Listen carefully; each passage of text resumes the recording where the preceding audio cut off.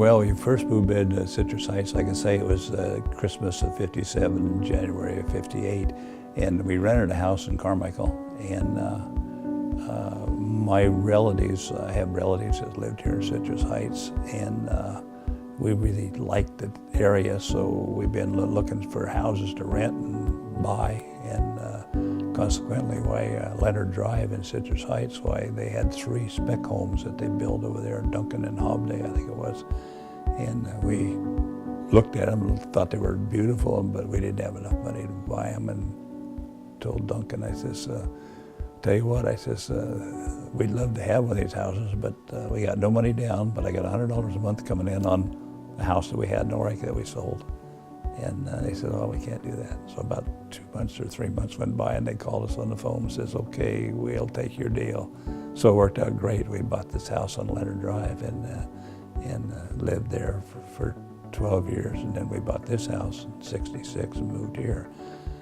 But when we moved back into Citrus Heights in '58, why, it was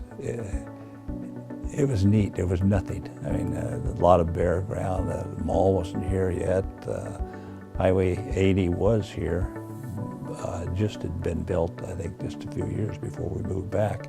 But everything in Silliman Corners and Auburn Boulevard and Greenback Lane, there was no malls, no stores, just nice country living is what it was. As years went by, the Citrus Heights started growing a little bit more, and then of course they built the mall in I think '72 or '3. And Aerojet was going strong back about then too. And so Citrus Heights just started booming, really booming. And unfortunately, we was at the mercy of the county.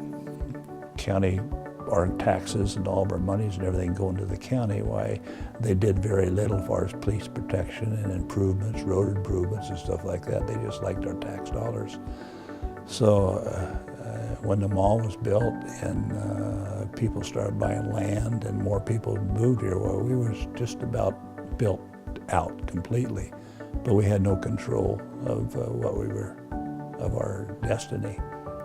So that was when, and Gene will fill you in a little bit more probably, but that's when we decided that we should become a city. And so we started the process of becoming a city, and it took us about 12 years before we finally got on the ballot to become a city. And it was a lot of hard work. I mean, we had yard sales, and pie sales, and candy sales, and scrap sales. I mean, it was tough, and if it wasn't for a few individuals, we'd have never made it as a city. But the hard work that we did, it paid off, and we became a city. That's when Citrus Heights really started to become a city.